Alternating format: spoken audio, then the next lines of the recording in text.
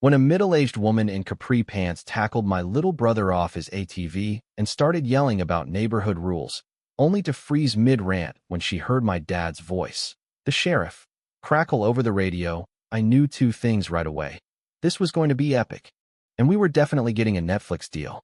It all started on a dull Saturday in our sleepy suburb, Oakwood Hollow, the kind of place where people bicker over mailbox colors and the placement of garden gnomes. No one saw suburban chaos coming. No one expected Lisa. My brother, Ethan, had just fixed up his beat-up ATV. It was loud, rusted, and looked like it had been pulled from a ditch, which it probably had. But to him, it was his pride and joy. At 16, full of teenage defiance and horsepower dreams, he took it for a test run around the neighborhood. Nothing wild, just a loop through the cul-de-sac to check the brakes. He wore a helmet, followed every unwritten suburban rule, and even waved at old Mr. Grayson watering his petunias. It should have been fine. Then she appeared. Lisa Hensley. The name sounds like a discontinued candle scent, strode out like she'd been personally tasked by the governor to keep Oakwood Hollow in line. She wasn't even on the official HOA board, but you'd never convince her of that. Armed with a self-printed name tag, a clipboard of violations, and a yappy terrier named Valor that snarled like it craved chaos, she screeched her hybrid SUV to a stop as Ethan rolled by, narrowly missing a lawn flamingo. Then, out of nowhere, she charged. Lisa wasn't petite. She was the type who could topple a fridge with a stern glance. She barreled across the lawn like a linebacker powered by rage and almond milk, yanking Ethan off the ATV mid-ride. He hit the grass like a bag of flour, helmet bouncing, while Valor spun in circles, barking like it was a SWAT standoff. "What do you think you're doing? This is a quiet neighborhood," she screeched, gripping Ethan's arm like she was arresting him for Pottery Barn. Dazed and reeking of her lavender perfume, Ethan mumbled, "I'm just testing the brakes. This isn't a dirt track." "This is Oakwood Hollow," she snapped, jabbing him with a finger sporting two mood rings. "We have rules." I missed the tackle, but our neighborhood's cameras caught it all.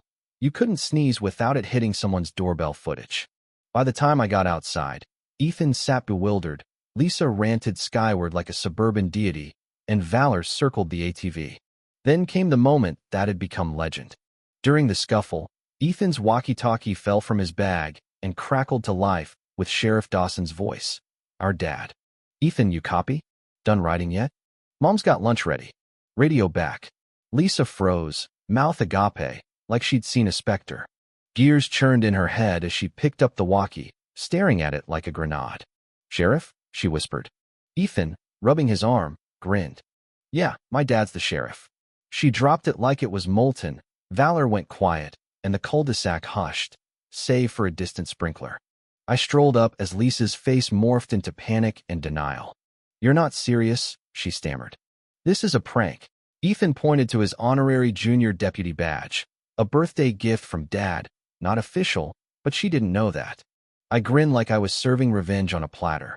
"You just tackled the sheriff's son on camera, with witnesses everywhere."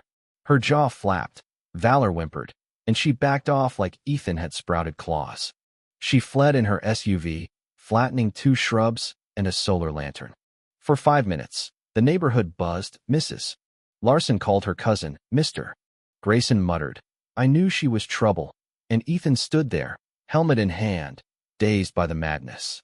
By the time we got home, the footage was viral on the Oakwood Hollow Facebook group, dubbed Lisa vs. the ATV Kid Feet. Sheriff Dad, complete with emojis and slow-mo.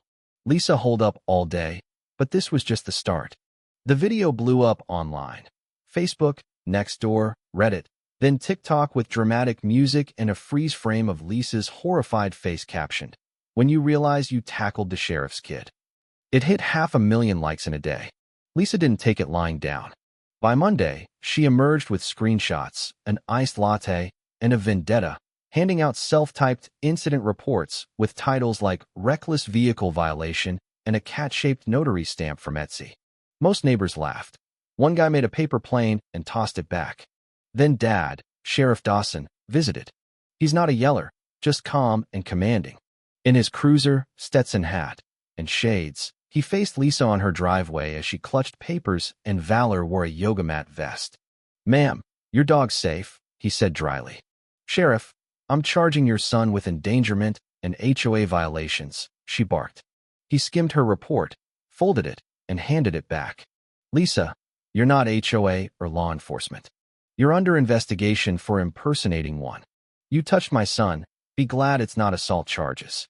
Stay away from my family." He left her speechless, papers in hand, Valor confused. But Lisa doubled down, filing wild complaints. Ethan threatened her with a wrench. Valor had PTSD. We ran an anti-HOA militia, all in Comic Sans.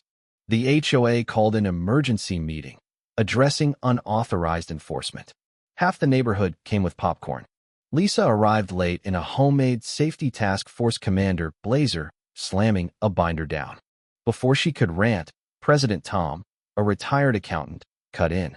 "We're voting, not debating. You can't silence me," she cried. "You're not the people," Tom said. "You're one person with too much ink." They banned her from HOA duties unanimously. She stormed out, Valor leaving a mess on the floor. That night, she held a press conference with a karaoke machine, yelling about corruption. No one came but a kid filming for Instagram. I dug deeper. Lisa wasn't just a busybody. She'd been a PI, fired for faking evidence in a custody case, her license revoked. Now, she was here, watching, documenting. This wasn't over. The neighborhood split. Half thought she'd fade, half knew she'd regroup. Her blinds stayed shut, but her computer glowed nightly. Ethan joked she was building a legal arsenal. I didn't laugh. My cousin, Riley, a tech whiz, joined me. She found Lisa's old blog, Eyes on the Street, notes, photos, schedules, fence diagrams. We called it Operation Lisa Stop, aiming to expose her. Things got weirder.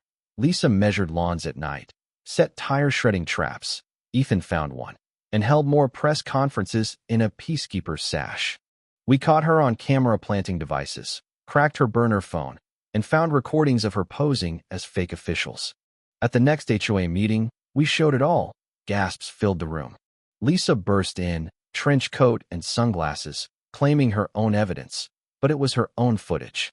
"This is illegal," she croaked. "It's yours," Tom said. She went nuclear, erecting an "I am the law" sign and patrolling in a foil badge. A mail truck hit her trap, curlers and gnomes, scattering mail. Feds got involved. Dad served her final notice. Her real press conference came Friday.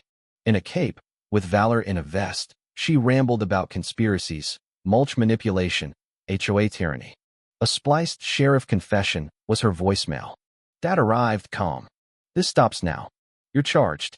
Then Mr. Ellis, an ex-HOA member, revealed Lisa's blackmail attempts. Defeated, she surrendered, escorted out cape and all. Her house sold fast. Ethan got a new ATV from a GoFundMe. I made a documentary, The Rise and Fall of Lisa Hensley, winning second at a festival. Oakwood Hollow calmed, but I wrote it all down. Power twists people, and sometimes justice rides an ATV through a cul-de-sac while a woman in a cape screams about flamingos. That's our story.